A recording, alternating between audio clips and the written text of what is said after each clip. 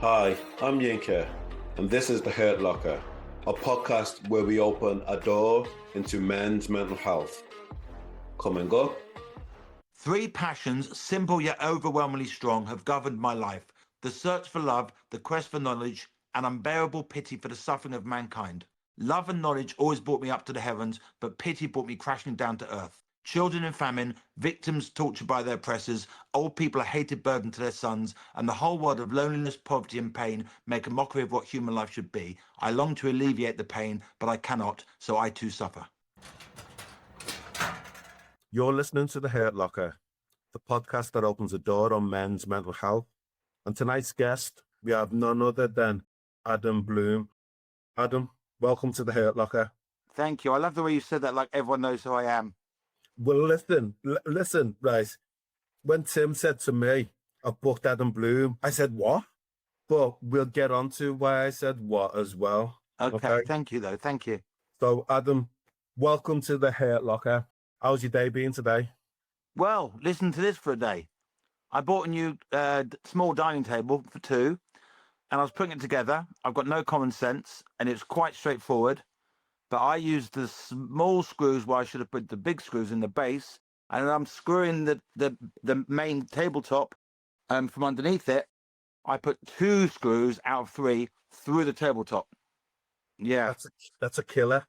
It's a killer. So my table was ruined before the final screw was in. And I watched your brain go ahead of me then, because the information you had was I put the short screws in the place, and you went, oh, that only leaves the long screws. Yeah. The worst thing is, right, I think they should have put a warning in red saying if the wrong screw goes through this, because one, there's not much difference in the length, but of course it's still my fault for two reasons. One, they're labeled A and B, and two, the tabletop was thinner than the screw.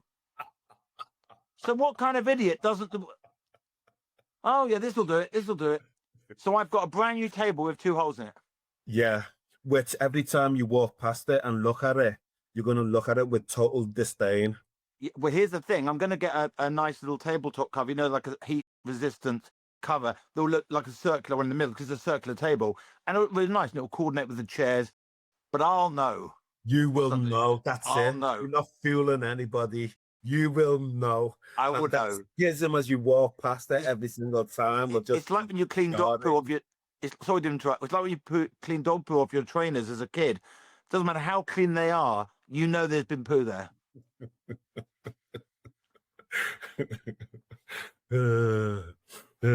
Okay. So welcome to The Hurt Locker. Thank you. So where do you want to go? Where should we go? Okay, for the benefit of people who don't know you, who is Adam Bloom? So I'm a stand-up comedian. I've been a full-time comedian for 30 years. Yeah. And 2 years ago, I wrote a book called Finding Your Comic Genius, which is a globally, a book that's doing well globally in the comedy community. I wrote a book for comedians. I didn't write a book for people who want to do comedy. I wrote a book for people who already do it. That was the gap in the market. Wow. And how has that been received? Obviously, successfully. It's great. Well, I've done 66 6-hour Q&As in 13 countries in 3 continents. 66 Q&As? Yeah, 6-hour Q&As. Yeah. Wow. I've been to Australia to do 8 6-hour Q&As in 3 cities where people sit around a table and just ask me questions about the book. Okay, it's interesting you should say that, because one of the things, we've had a stream of comedians on to talk about their mental health, etc., etc. But one of the things I've always seen is the craft, the art of being a comedian. It's a skill all unto itself. And just going back to the beginning when I said to Tim, wow, Adam Bloom, I've known you for years. I've seen you on TV, etc., not in theatres, on TV, etc., for years. And I've always wondered, where's he gone to? Because up to the noughties, I had a meteoric rise, and unfortunately meteors burn out. So I think I had it too soon. I was only 27, and I was on television regularly, burning up material on panel shows. I struggled with the pressure, and when it kind of got bored of me, I just carried on being a stand-up. But I had a BBC Radio 4 series for 3 years. There's always something that's been going on, like the book, okay. So So in the 2000s, it's TV, radio, and then the book, and then I suppose the 2010s, I was becoming a parent, having 2 kids. So there's always been something going on. Oh, you know, Okay. but yeah, it didn't sustain for me. A lot of people it didn't sustain for, but we always feel like we're the only one. And then you look at other comedians and go, actually, you used to have your own show. You know, I don't want to name names because that's almost putting them down, but yeah, it didn't sustain. But you know, the thing is, I love comedy more than money, and I love comedy way more than fame. So all that matters is I'm working and providing. Okay. So, for want of a better word, you still have that sense of purpose. Oh yeah, living a creative life and making people laugh at the same time is wonderful. Okay. So let's because you've not been visibly available for the majority of us. Question that came up for me when I was thinking about talking to you was, are you still relevant? In comedy, Yeah. more relevant than I've ever been, Tell me why. because I wrote a book that's changed the way tens of thousands of people are looking at comedy. Tell me aspects of that book then. Well, I wrote everything I knew, and it was 100,000 words. And Okay. when I put it out to the world, I found out how much of it was new to them, and it turned out a lot of it was. And therefore, thousands of people have emailed me showing me applying my methods and theories to their material. So therefore, I'm influencing how comedy is all around the world. In every country that has Amazon, I'm influencing someone. How does that feel? It feels amazing. It feels amazing when I do a gig and someone says to me, you know that joke about the football? I used to say it like this, but then I read the chapter on that, and now I say it like that. Yes, it's great. I've made the world of comedy 0.01% funnier globally. And I've done the maths as well. I'm sure you have. So come on then. Tell me about your upbringing. My We're not upbringing? going to go linear with this, but let's sure. start somewhere. Well, I come from a broken home like most comedians do. My parents split up when I was 4, quite messy. My parents didn't speak for 7 years. It took me having a rumbling appendix for them both to drop their feud and come to hospital and visit me and sit by my bed either side. So I had quite a strange childhood in that sense. I wasn't allowed to know my own phone number. It was quite a messy divorce. And I suppose having grandchildren brought them back together again, because you want to see your grandchildren at, you know, birthdays and things. Were you being shuffled from one house to the other? No, I was always in my mum's. Okay. Always But living you at my were- mum. I'd see my Okay. dad. Yeah, I know. I'd see my dad twice a week, but I didn't. I never. I always lived with my mum. Okay. Did you never want to stay with your dad or live? I'd stay the occasional Saturday, and I loved it there. Yeah. Oh no, it was all good. It was all good. I loved being with him, but I never lived with him. Okay. So were you an only child? No, I got a big sister who's been my rock. When my dad died 3 years ago, she's been my rock. Do you want to mention a name? Her name's Laura. Okay. You smiled then when I said that. Yeah, I'm very fond of her. I always, there's a Christmas picture. I was looking over some old pictures. No, but my birthday last year, and there's a picture of her kissing the top of my head, and it was just that big sister to little brother. Lovely moment, you know. I'll always, you know, she'll always be my big sister, and I'll always be a little brother. Right? Nothing changes that. I know.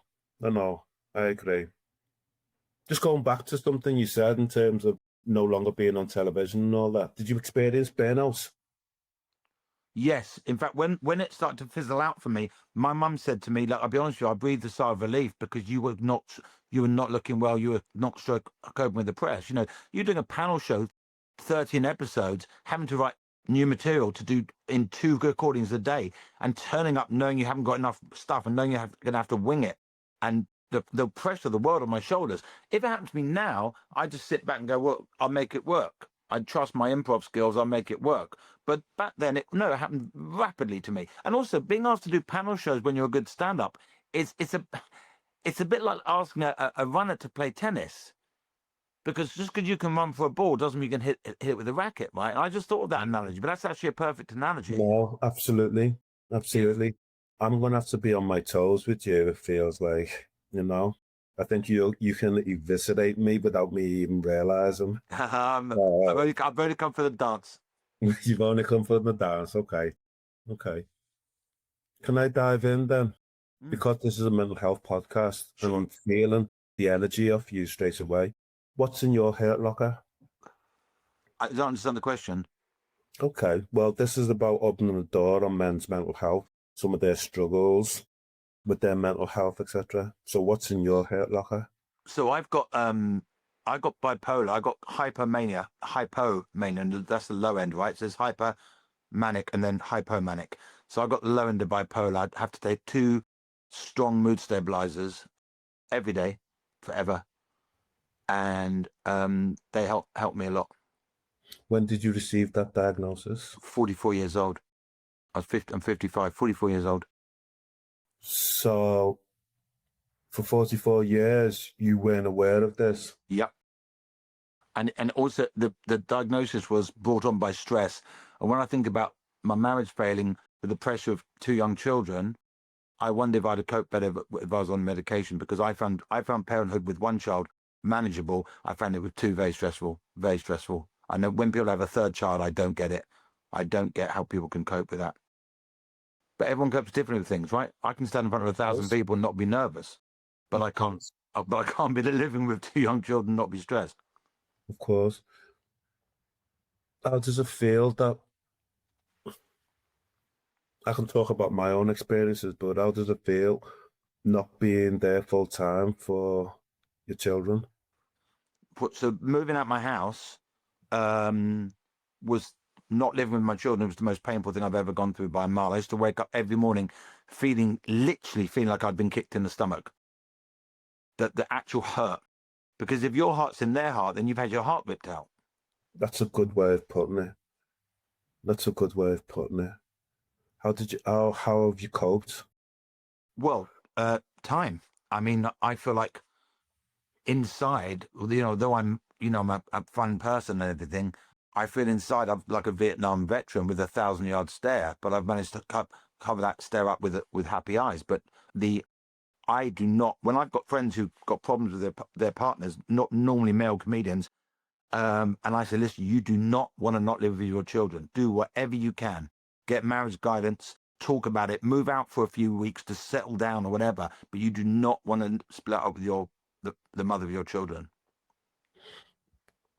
What's that relationship like with the mother of your We're children? friends now. It's great. We go out for lunch, and if you saw us, you think we're a couple.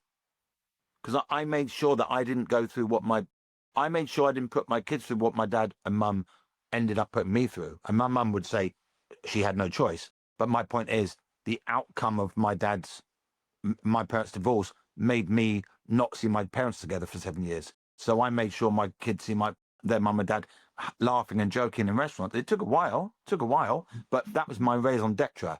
My mission was that my kids saw their parents together. We all want to do something that we didn't have as ourselves, right? If you grow up poor, you want to be rich, and if you grow up in an unhappy home, you want to grow up in a happy home. So I didn't have a happy home, but what I can give my children is the best they can see their parents together, happy, even though they're not together anymore. Never thought about reconciling and getting back with the mother of your children? No, it's long gone, unfortunately. Unfortunately. Yeah. The way you said that made me feel as if like there's a part of you, a halcyon kind of romantic side of you that, if only. No, it ended because it had to end. But and 10 years is a long time. No, no, things have moved on now. My point, what you saw was me wishing it hadn't messed up, because it's the most painful thing I've gone through. Like I'd rather live forever separated from my wife in the same house with my children than move out. I'd happily live in separate bedrooms and just co-parent, because obviously that's not good for relationships. You have a girlfriend going, so let me get this right, you live with your wife.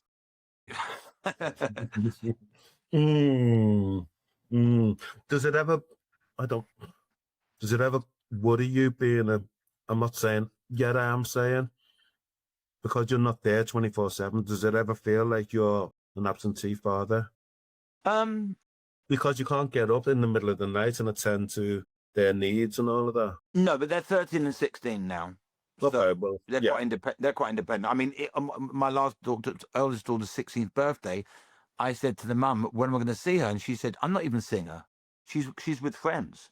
That's a different, when they reach 16 and that's a different Yeah. ball game then. Yeah. I almost feel like I've dodged a bullet now. Now I've got 2 teenagers. But when they're 3 and 5, absence is the wrong word, because they know I provide and I see them regularly. And no, I don't think the word absence right. But of course, Okay. it's very hard to be. I can't be the father I would have been. I can't be the same father I was then. It feels very hard to teenagers who don't live with you is a double disjoint. Yes. It's a double disjoint. And I remember when I was a teenager, parents were just stupid things in your way. You want to be with your friends. You're excited. You've formed a social circle. You've got music you like. You've got pocket money. You've got maybe a job, and you want to spend money. So I think that being teenagers is probably as significant as being not living with them. I suppose Yeah. to a degree, I know from my own experiences, what you said before, having your heart ripped out, that resonated with me. Really? Yeah, massively so. Massively so. Okay. What did you go through? Me, mine is a story that I've never really spoken about, but I think the word that came to mind was shame, Okay.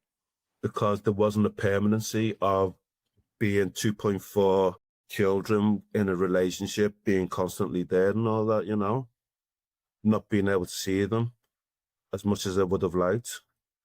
So that was painful. That felt shameful. Right. Well, if anyone's listening to this going for this, it gets better. You've just got to No, get your head down. Yeah. No. No, I'm not saying to you, I'm saying to the listener, it gets better, and you've got to sit through it, and you've got to do your best to be a good person, because any angry text message you sent, you'll just regret within 10 minutes of sending it. Never done that at all. Right. Okay. Well, I did. And the thing is, like, there was one comedian who'd been through it when I was going through it, and he said, it's going to get really bad and it's going to get better. And you've got to go through that. And I'm saying that now to the listener, because what feels like, nothing's never ending. We adjust, right? We adjust. But it's that thing of going, I can't, this is so bad now. You're suicidal at times. And then you go, well, I have to be there for my kids, so I can't commit suicide. And then you get used to a new lifestyle. That saying that you don't get over pain, you learn to live with it. 10 years later, I don't wake up and go, where are my kids? Why are they not in that sound? Because I've got used to it. It's just a new life. And, there are advantages. If you're in a relationship that's not working, you find a new relationship that does work, for example. Yes, definitely. New things happen, chapters of your life. I think chapters of my life are more frequent now that I'm not with the mother of my children, because my life changes in more directions, but I still wouldn't swap anything for the happy home life I once had. You can't beat being a new parent where you've got enough money to provide and you've got a loving relationship for the child to grow up in. You can't beat that. It's everyone's dream. Absolutely. Just taking on board what you said then, that things will change, things will improve. Did you start to focus on yourself? There was a period where what your needs were? I wouldn't treat myself. I wouldn't go on holidays. I felt every penny I was spending on myself was money I could be spending on my children. So anytime I enjoyed something, like a nice meal in a restaurant on a date, I had a bit of guilt that that's money I could be spending on my kids. And I told that to a comedian friend, and he went, he's gone through he's got kids with 3 different women. And he really looked annoyed with me. He went, do you think your kids wouldn't want their dad to enjoy their life? Good question. Yeah, it was a very good question. It's a good question. It's cost me a fortune in dinners. It's a very good question, but he said it with real disdain, almost like, why are you depriving yourself? And the thing about dating is dating allows you to treat someone else, and then you treat yourself. You got a nice date, you go to a nice restaurant. I wouldn't go to a nice restaurant on my own. So why not? Well, I sit in an okay restaurant, but I'm not going to go to a nice place on my own. I'm not going to go to a very smart hotel and drink 20 quid cocktails on my own. And I wouldn't go to I wouldn't have a 60 quid meal on my own. I suppose eating is a shared experience for me, as in, Yeah. yeah, obviously I eat on my own breakfast. I don't eat my Alpen and go, oh, I'm on my own. You know, I feel there, but you know, a nice restaurant is you've got someone to share it with. You can say, you know, isn't this food great? Or, you know, it's the atmosphere of being with someone else in a restaurant for me. But I'll certainly eat on my own in a 15 quid meal and plus Yeah. service. 15 quid meal is always 25 quid, isn't it? You go drink You know service. that. Oh, it's 25 Oh now. yeah. Oops. Sorry. Oops. Yeah. So yeah. So that, you know, but I'm in a happy place right now, and anyone listening who's going through that, you can come out of it. You can come out of it.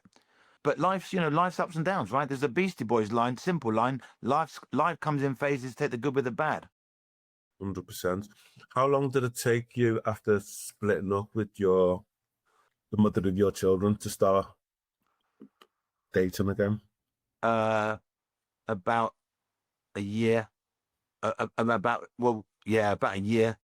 And I couldn't believe it happened, actually, because it was happened very spontaneously, and the strangest feeling in the world. That's the first time being intimate with someone else. Go on, tell me more. Well, how rude do you want to be? Oh, just tell me more. Come on. I stuck it and came, put it that way. Okay, all right. Okay. I wasn't expecting that. There we go. There we go. I even thought about it. It takes 10 seconds from realizing you're going to come to coming, doesn't it? Okay. Well, that means I started coming before I put it in. Okay. Okay, yeah, well, the pre-cum anyway, so yeah. Whatever happened, it was very embarrassing. Okay. And how did you Very deal with embarrassing. that? Having to apologize for the worst 4 seconds of a woman's life. Why apologize? I think someone expects a bit more than 4 seconds of fun. Well, I'm not talking about duration and that, but why was there a compulsion to apologize? Because shit happens. Yeah, I was embarrassed.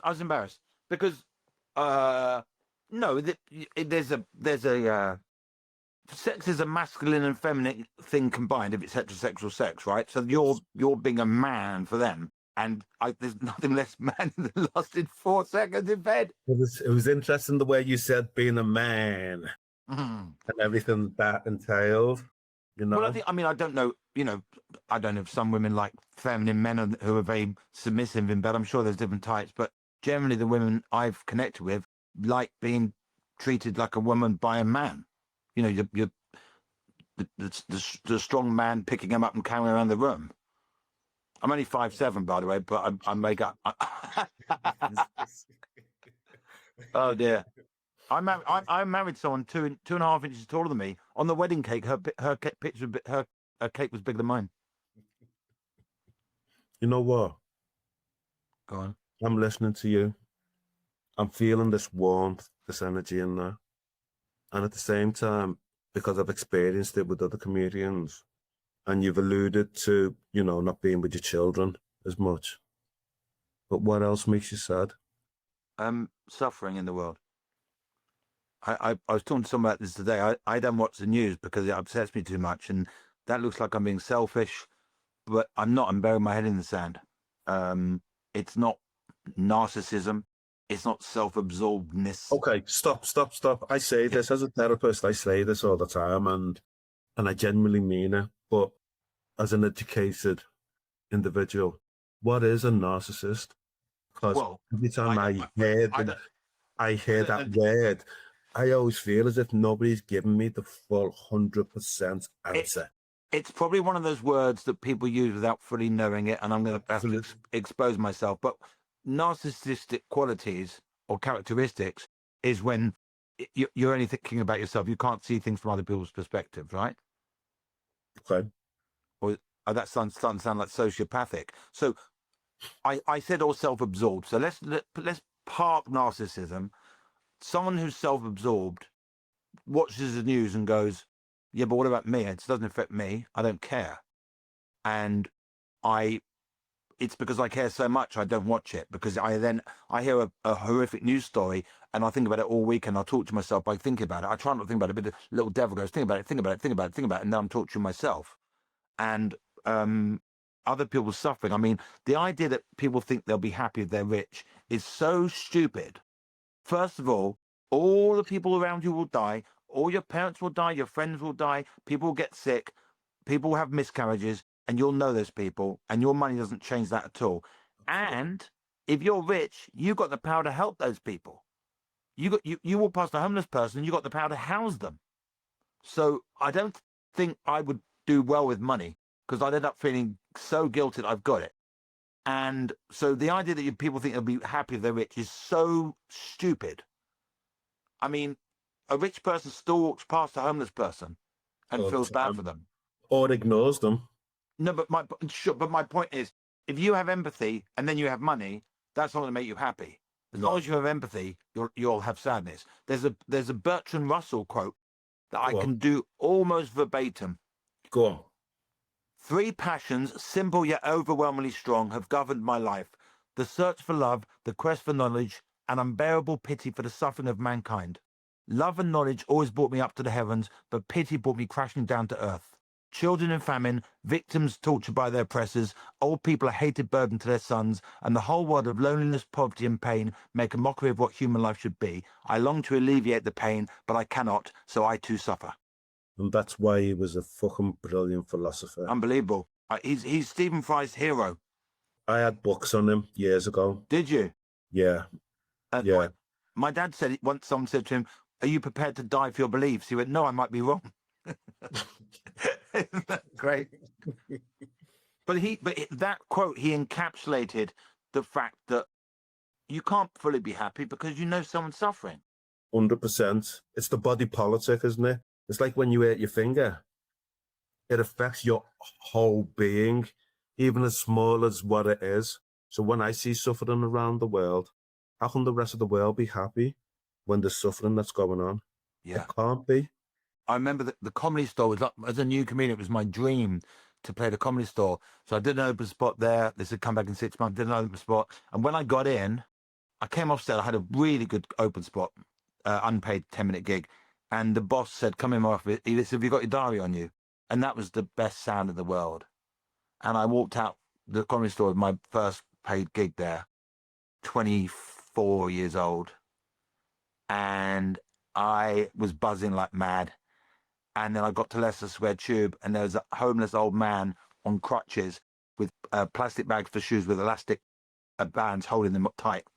And it just, the world stopped, and I just went crashing back down to reality. I can believe that. Yeah, that's my strongest memory of going up and then down, realizing someone else isn't well. But of course, we are all. No one's responsible for the problems, all the problems in the world, and we have to enjoy our lives. Life's short, and of course you have to enjoy it. And I get, but because of bipolar, I'm up and down throughout the day, even on my medication. I'm like, I had a joke about this. I had a Radio 4 series, and before I knew I was bipolar, I was writing about it. There's an interesting thought, isn't it? I'd say I have extreme ups and downs. I wake up in the morning and think, today I think I'll take over the world, but first I'm going to top myself. Right now, that was 2005. That was 9 years before I was diagnosed. Wow. Yeah. So I was writing jokes about feelings, but also you don't know what other people feel. You give a child glasses when you realize they're short-sighted and they start seeing airplanes in the air. They didn't know the airplanes were there, as in the ones far away, the ones you can't hear. So, that saying, you don't know you're ill till you're cured. And also, I'll never know what it feels like to be you, and vice versa. So if you're walking around with these extreme ups and downs, you just assume that's how life is. Yeah. Yes. And, it's fascinating to not know how someone else feels. What is it to be like in somebody else? So I didn't realize how extreme my ups and downs were, because I didn't know other people didn't go through that. People would notice my character. People go, Adam's a bit, he one day's like that, one day's like that, of course. And I was known for being, but I didn't know how much different it felt to be me, and I still don't. What's the most painful thing somebody's ever said to you? That's a tough one. It could be the 4th person at British Telecom asking me to repeat my problem. Been on hold 3 times, 3 different people. You want a serious answer? Go on. I was going to laugh then, but I thought, no, best not. because I, because I've heard so many of my clients being passed from pillar to post, and the frustration that they experience of having told their situation again and again and again. That's why I didn't laugh, because I know how painful it can be for. I can't think of the most painful. I mean, The reason why I asked that question is because for that mania that you go through, etc., I get a sense that there's also, for me, this is me feeling energy of you. I get a sense of there's an honesty about the pain and suffering that you endure as well. yeah, I'm very honest. I think intense and honest are the two words to describe me most. But I don't know. Nothing came to mind. Nothing came to mind. I think. I mean, God, most painful thing. I think no. My pain's not normally when someone said something. It's thinking about a situation. For example, Lying in bed at my mum's house, living at my mum's for a few months, at 44 years old as a homeowner, waking up feeling like I've been kicked in the stomach. There was nothing that was said that caused that. It was my circumstance. So there's no words that went, ah. It was the gradual realization that you're now living without the two most important. You know, if you die for your children, which I think most parents would, if you die for your children, but the people you die for aren't there, that really is a tough situation. Because you go, well, what am I getting at this? You know, if you die for someone, which shows how much you know, to give up your life so someone else can have a better life, or at least have a life. If someone says to you, you or your kid, you've got to shoot one of you, you shoot yourself in a second. So therefore, if you're not with those people, you're like, well, I've got all the responsibility and not as much of the joy. how does that reconcile itself? How do you square the circle, as they say? I just accept that I have responsibility as a parent, and I get the love I can. And love is unconditional. You don't go, okay, I don't live with you anymore. I mean, the idea of, I know someone who left his wife when she was 8 months pregnant and left the country. And I've emailed him. I managed to track him down, and I emailed him about it because he was my friend before, and now him and his wife and I obviously bonded it when he disappeared. But I'd actually fallen out with him because he became very, very nasty. But nonetheless, he was originally my friend once, and his wife told me he's left the country, and I'm 8 months pregnant. And I'm like, how can someone do that to their own child? No money, and not seeing them, not even seeing them. And that just, I'm not virtue signaling. I think it's pretty fair to say that most people don't do that. I'm judging that hopefully the 0.01% of the world. But once you are a parent, you have a duty to that person until they're 18 and arguably for the rest of their lives. But what I mean 18 as in until they fend for themselves and get a job and work. But of course, my mum said to me, I can't be happy unless both my children are happy. I was going to ask you this earlier, and it's a bit unfair, but you can only pick one person. Who's the most important person in your life? The mother of my children, because she looks after my children. Okay, I'm going to ask you the question again. Who's the most important person in your life? The mother of my children, because she looks after my children. Okay. My mum, when I get any news, I tell my mum. First of all, my mum's, in a way is my best friend. So if I get any news, I'll go straight to tell my mum. Doesn't matter how deep into a relationship I am, my mum finds out first. So on one level, my mum is. But given that my mum is independent, my mum is 82, and my children don't live with me, then, yeah, the mother of my children is the most important person in my life. Okay. What if I said that you were wrong? What if I said it's you? Didn't cross my mind. And now it has. Well, yeah.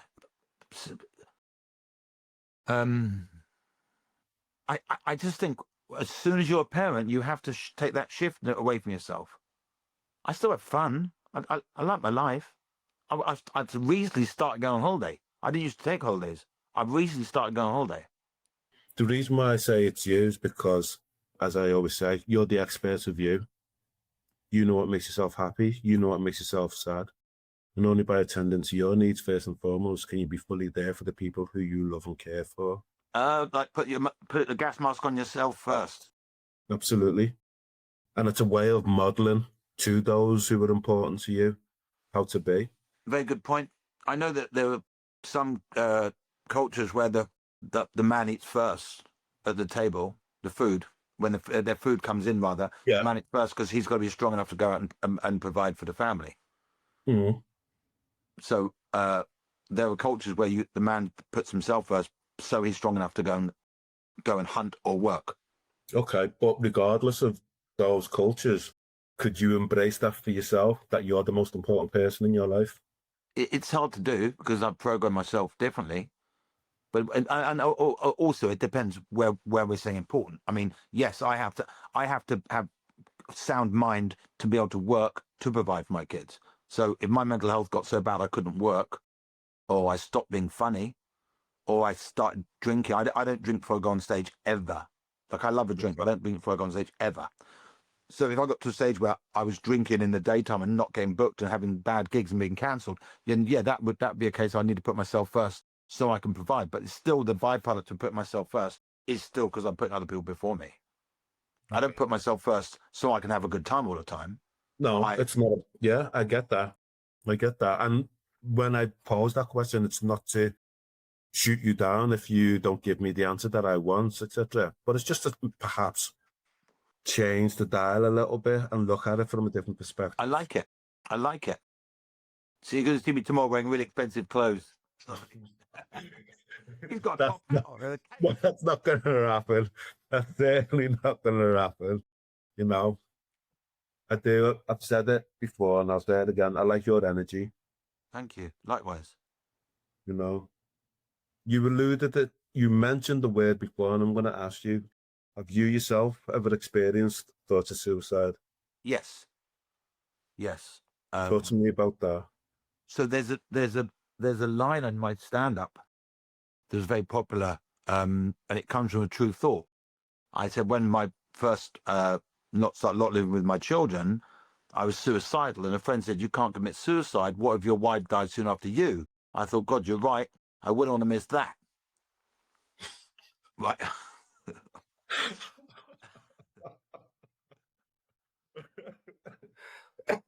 Naughty. Naughty. But yeah, but you know what's interesting about that joke? That shows I've misunderstood the advice. So I'm foolish in that joke. It's not just like, listen to this version. Friend said, you can't commit suicide. What if your wife died soon after you? I thought, yeah, I wouldn't want to miss that. That's cruel. But if I say, God, you're right, I'm misunderstanding his advice. He's giving me profound advice on being there for my kids. And I'm going, God, you're right. So I've misinterpreted his advice. So I'm the fool in that joke. As cruel as it is, I'm still the fool. So the wife's the target, but I'm the victim. It's a So craft. back to your question. Yeah. Yes, I've had probably had one every couple of weeks for the last 10 years. Seriously? Yeah. But you just have to remind yourself that it's going to go, it's a phase, it's going to go, and you'll be back on track. You know, thoughts are thoughts. Talk to me about this. And I think this is important. I think it's important to talk more about this. Why? Because there's so many people, and hopefully more people, who will listen to this, but who were struggling and suffering in silence. And, you know, last year, I think it was 7,147 people died in England and Wales or the United Kingdom by suicide, and 3/4 of them were not known to mental health services in a 12-month period. Wow. That's over 5,000 people flying under the radar, not knowing where to turn, not knowing who can support them. Yeah, that's a tragic statistic, given that they could have got help. And yeah, and I mean, you know, people, if you've got good friends you can turn to, they might suggest help. And I think, you know, is it true that men in their 40s is the biggest group for suicide in England? It's between 45 to 59 as a block group, you know. That's me. That's me. Oh dear. That's you know, that's the thing about, you know, it's a man's world, and it may be a man's world, but the phrase "man up" isn't said to women. Absolutely. So that feeling of having to be, stiff upper lip. What does that mean? Stiff upper lip. It's You know, bollocks. It's yeah. bollocks. So tell me Stiff upper bollocks. that as well. Yeah, for 4 seconds. But no, what the statistic you've just told me is disturbing because of how many people just were wandering around in a daze and could have been helped. I mean, it's completely feasible that of those 5,000, 4,500 would be okay and alive now with the right help, right? 100%. 100%. Wow. Well, if anyone's listening who's down, see someone. I mean, the fact you're listening to this podcast means you're already seeing someone in a way, right? Hopefully. Yeah. Hopefully. Well, you're doing a good thing, Yinka.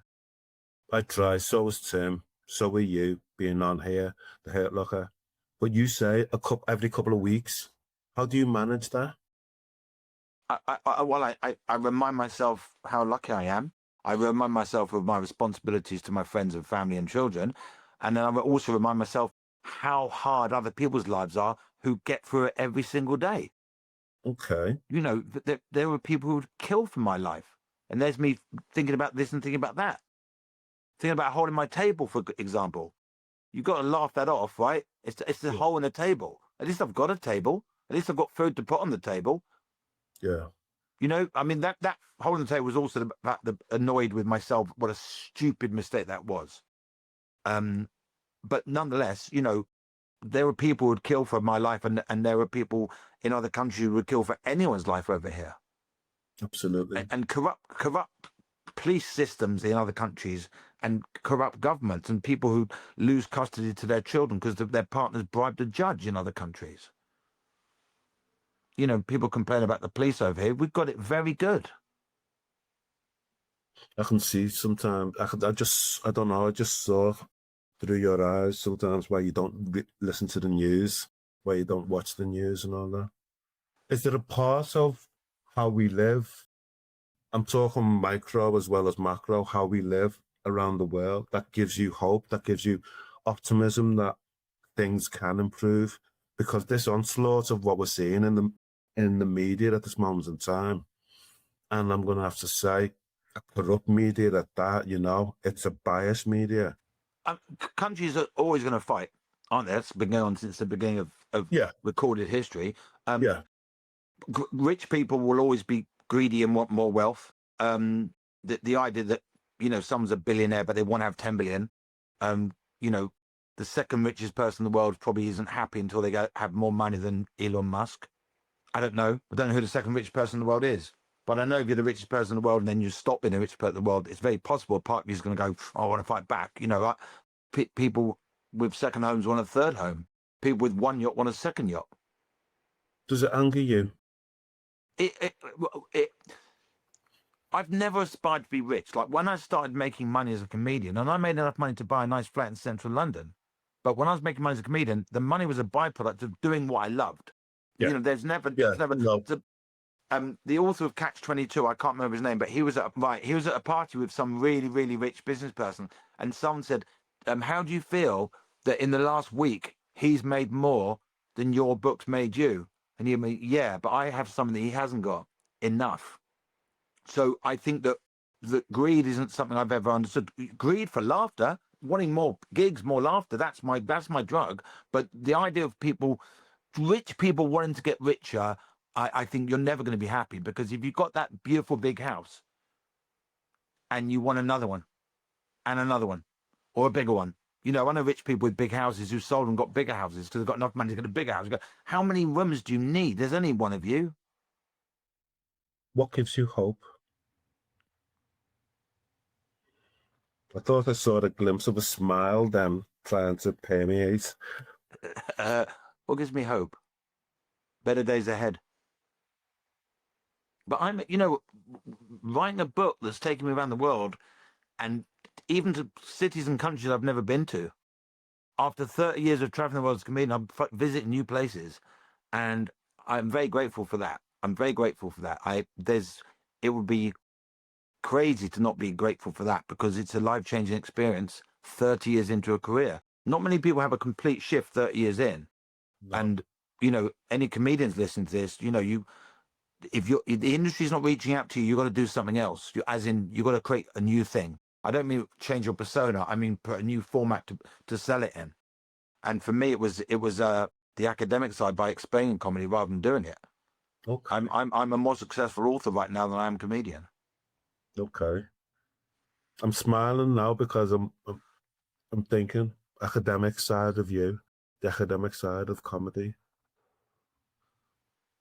It turns out I'm better at explaining it than doing it. That's quite funny. That's quite funny.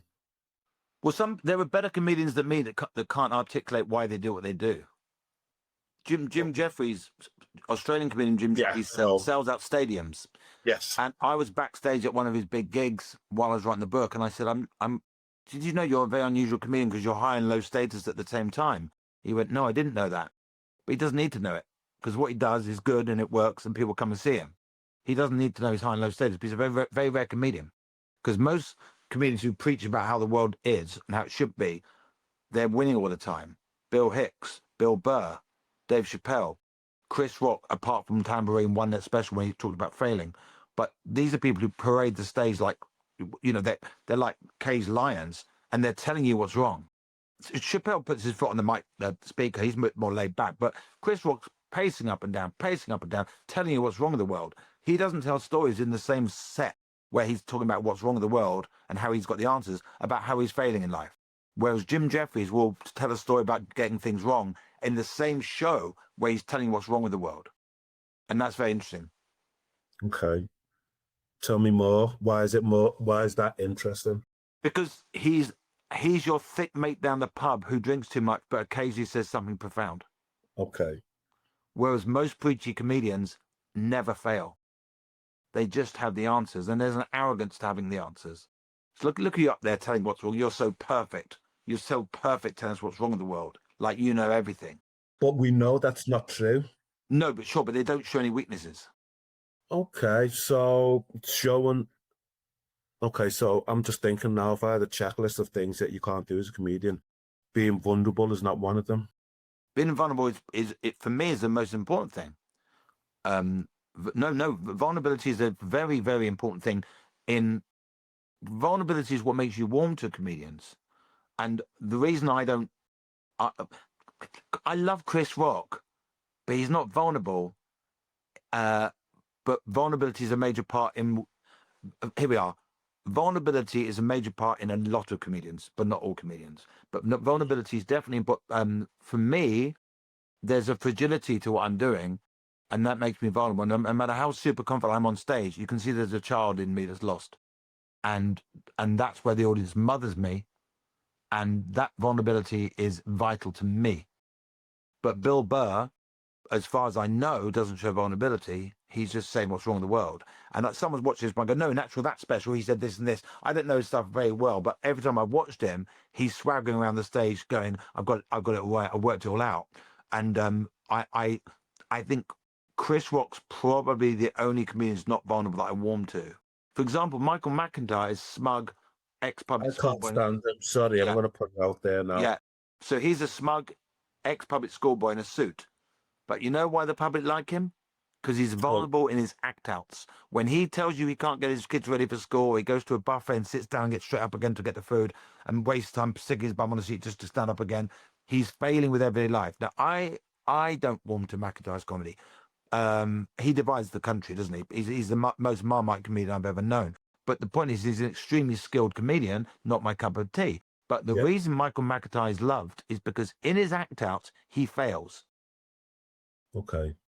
The Americans love winners, and Brits like the underdog. And although he's a posh public schoolboy in a suit, he's still failing with everyday life. So his persona's not vulnerable. His persona's like, hello! His persona's not vulnerable at all. But when he actually tells you what he's doing in his life, you go, you're failing. And a posh bloke failing is quite funny because posh blokes normally get it right. They're posh, they're educated. But he can't do the basic things.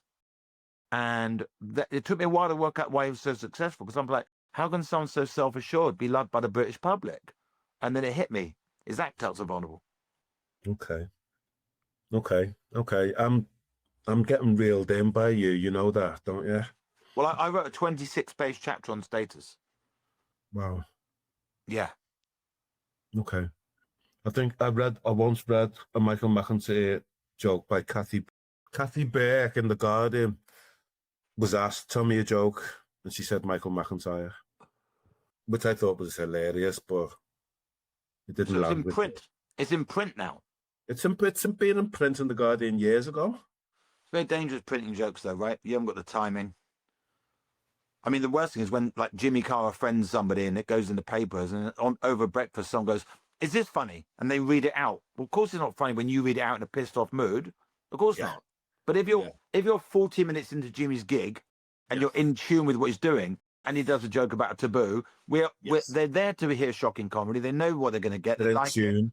They're in sync. In tune. They're in tune, and it's him delivering it. So to take something isolated, you know, take a talking of Liverpool, take a Beatles line, just take 4 words out of a Beatles song with no music. Love me do, you know I love you. Is that good? Is that good? Is that a good lyric? But you hear the whole song and the melody. You know, the equivalent of the melody is the comedian's personality. Absolutely. That's the equivalent of the melody. Seeing Jimmy Carr's face, seeing his stony eyes as he does a brutal joke about a taboo, and it's funny because of how the posh bloke in the suit saying the taboo words. I don't want to say them words, but you know, disability words are insensitive, for example. You know, he's gotten a lot of trouble for some of the things he said, and I, you know, one thing I thought was it's a joke, take it that way. Another thing I thought that was a bit below the belt. But the bottom line is quoting a comedian out of context is a ridiculous way to prove they're not funny. Okay. Point taken. We've got a question here from listener Eamon. What did writing your book teach you about you? It taught me that I had a very rare ability to articulate things that other people were doing but didn't think about. And that was, I mean, it was knowing that made me write the book. But when I wrote the book and people read it, I realized just how much I was going in deep to the subject. I was saying, it's a bit like that thing of saying earlier, you don't know what other people feel. So if I analyze a joke, explain why it's funny, and someone else goes, God, I never thought about it like that. I don't find that out fully until I write 100,000 words on that. But in Car Journeys, I'd say things, people go, oh, well, and you know, so it was definitely comedians. My friend A.D. Lloyd taught me into writing the book, but nonetheless, 30 years of comedians going, wow, you think about it very deeply. So what it taught me was just how many thoughts I have that were not standard thoughts. And it's very rewarding to find out people all around the world writing to me every day, at 2 a day, saying what the book's done for them because I've shared my thoughts. If they can take those tools. You can't teach someone to be funny, but you can teach someone to craft their material better. Yes. A funny person, their movement, their energy, that's comical, and the funny thought they have. But if you have a funny thought, it doesn't get crafted into the best joke it can be, then it's almost redundant having a funny thought because you don't present it well. I watch people misfiring all the time on stage. I'm like, if you put that word there, that word there. Do you remember the story about the hole in the table? You knew the information that the big screw, I used a small screw where it should have a big screw. And as I'm typing the thing, you pieced it together and went, well, that must be the big one. It's going for that. And you were ahead of me, right? If I wanted you to not be ahead of me, I would restructure that in a way that you didn't know. My point was, I've just told the story for the second time. I told my mum, but that moment where you got the what was going to happen before, that was a nice feeling, right? You got ahead of me. But if my objective was for you to not know until it hit the table, I wouldn't mention the big screw, little screw, because that was a signpost of what was happening. Okay. Now, the way I told it was quite nice because you were ahead of me by about 5 seconds. You went, oh, no, I know what's going to happen, right? And that's a nice story in that sense. But if my objective is to make you only know when the screw goes through, then I wouldn't say there are 2 types of screws. I'll put them because that's a signpost. We call that signposting in comedy. You've given away where the joke's going and the audience are ahead of you. And if you want the audience to go boom, explosive laugh, you don't have any signposts. Okay.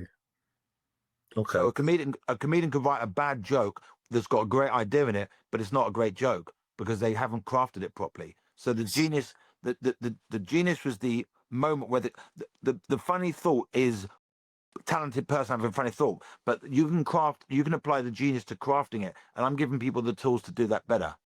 So I'm making people who are already funny better at writing jokes. Yeah. Can you just remind us of the name of that book, please? Well, and of course, you know that's not why I'm here, right? Of course, that's not why I'm here. Yeah. I've thought about this. I've spoken to Tim about this, it's an art form, comedy. It's crafted. You have to do your apprenticeship. You become a crafts person. Yes, Carl's. Just one thing, I might have mentioned the book at the beginning because you asked me, you know, what I was doing, but I'd rather not mention the name of the book now. I feel that it takes away from them.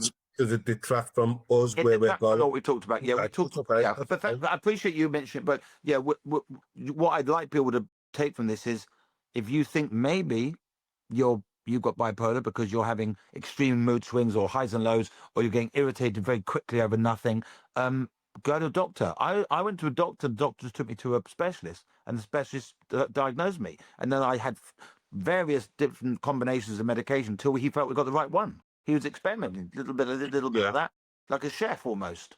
Titration. Yeah, what's the word? Titration. Right. So I would say to anybody, you know, what that 5,000 people statistic is so shocking. And if there are people listening to this who are down and that's why they're here, talk to people, talk to a doctor. You know, antidepressants are not the same as mood stabilizers. My medication doesn't make me feel happy. It just takes the top and bottom off edge. Oh, it's sort of begun like that. I'm not on antidepressants. My drug doesn't make me feel happy. Yeah. You know, there's a difference between antidepressants and mood stabilizers. But we all take things to change our moods. We have a drink to change our mood. You know, if you're anti-medication, alcohol changes your mood. You had a stressful day, you have a drink, I feel better. You know, we all take coffee's a drug, for God's sake. Yeah. Is it a drug? Coffee is a drug. Right. Coffee is a drug. It can be perceived. But caffeine, I mean, you know, good hit of caffeine, it wires you, doesn't it? It does indeed. It does indeed. Just on that, in terms of mood stabilizers, what helps to quieten your mind? So there's two things. So I'm a massive hip hop fan, but if I want to quieten my mind, I put music with no lyrics, because no lyrics, there's no words to process. So instrumental stuff. And I also do VR. I got an Oculus headset. Okay, Oculus. Okay. And there's an app called Trip, TRIPP, and it's a meditation app. TRIPP. Okay. And you have a subscription to it. Most apps, nearly all apps you buy, but this is a subscription because they update it. So you're paying for the constant changing of things. So if I haven't used it for a couple of weeks, I put it on. There's always something new to go through, and you go through fields. It's beautiful, like a field made of crocheted trees. So it looks like someone's crocheted a whole village, a whole forest, and you're flying through it, and there's a voice talking to you, and you can turn the voice off. You can have more or less of the voice or none of the voice, and you know, just that lovely meditation. It's really nice before bed and very calming, very calming. When were you your most happiest? Having a 1-year-old daughter and a wife I loved and got on with in my first flat that I bought. And I remember thinking, it probably doesn't get any better than this. And at least I appreciated it, right? Because, you know, you don't look back, you know, I mean, look, I look at people complaining. I look at very successful friends complaining, you know, even looking at a stadium because they've done an extra show because the first one sold out, and they've stuck there around the door and they've gone, there's about 50 empty seats there. I'm like, oh, wow. You just sold out 7,400 tickets. Missing the funds. $250,000 in 2 days. I did the maths. And you're now annoyed that there are 50 empty seats and the extra date. And I verbally slapped him with that one. And he did find it funny. But the point is, you don't want to look back on what was the best time of your life and realize how much you were moaning. You know, you don't want to look back and go, looking back, that was the happiest I've been. And I was worried about that, and I was worried about that, and I was worried about. And here we are. In 10 years' time, I'll probably look at now and go, what were you worried about? You had all this going on. You saw your kids. Your kids were healthy. Your book was bringing in passive income. And you're worried about this, and you're moaning about this on a podcast. We have to embrace every moment we can. Because if you look back on a time and realize how good it was, you can regret that forever. Absolutely. I've got two things to ask of you. The first thing is to repeat that Bertrand Russell. Really? Yes, honestly. 3 passions, simple yet overwhelmingly strong, have governed my life. The search for love, the quest for knowledge, and unbearable pity for the suffering of mankind. Love and knowledge, so far as they were possible, led me upward towards the heavens, but pity always brought me crashing down to earth. Children in famine, victims tortured by oppressors, old people a hated burden to their sons, and the whole world of loneliness, poverty, and pain make a mockery of what human life should be. I long to alleviate the pain, but I can't, so I too suffer. It's powerful, isn't it? It's just got me. It's the only quote. No, there are probably people listening. Goes, I wonder how many thousands of quotes you know. I can quote Public Enemy, Run DMC all day, but with regard to actual spoken word, that's all I got. Okay. Before I ask, I've got 2 more. I lie. How's it been for you being on the Hurt Locker this evening? Well, it's almost felt like a free therapy session. Has it? Tell me why. Yeah. But when you told me the most important person in my life was me, without sounding self-righteous, didn't even occur to me. I'm going my kids, my ex, my mum. That's what's going through my mind. You got to pick one. And just like the gas mask, my mum looks after my children. Well, that's a pretty important role, isn't it? But you made me think that didn't cross my mind. That was, you're a very deep soul. You've got obviously masses of empathy, and you haven't mentioned the Beatles once. Fuck the Beatles. So what's the other question? Okay, so we're coming to the end now. I don't know if you've got a gig after this evening or tomorrow. No, I haven't. Okay, so you closed the laptop. Have you eaten this evening? Yes. Okay, so you close the laptop. You're just sitting off listening to a hip hop instrumental, and there's a knock at the door, and it's 12-year-old Adam. Right. When you open it, first thing I say is, what you doing at this time of night? But it's early. Go on. What do you say to him? I say to him, it's okay. It doesn't matter if you don't do well at school, because you're going to become a comedian anyway, which is what you wanted to do since you were 9. So just remember, you're going to find your dream eventually. Adam Bloom, you've been a fucking awesome guest. Oh, you've been an awesome host. Thank you so much. Thank you for having me. And I take a slap in the face off you. You put me in my place a few times as well. Did I? Yeah, you did. You did. Not even once aware of that. No, I was aware of it because you didn't humiliate me. You give me that, you showed humility. Oh, wow. And I thank you for that. I have to watch this back and look out for those moments. So do we now say goodbye on air, pause, and then say goodbye in real life? Yes, we'll do that. And I'll say to everybody, it's a wrap, Tim. You've been brilliant. Thank you. Thank you so much. That was like no other podcast I've ever done. The Hurt Locker is a safe space for our guests to openly share their mental health experiences. If you have been affected by any of the content in this recording, then please reach out for support. If it is an emergency, dial 999. If you would like to talk to somebody today, then please call the Samaritans on 116 123. Stay safe. Thanks for listening to this episode of The Hurt Locker.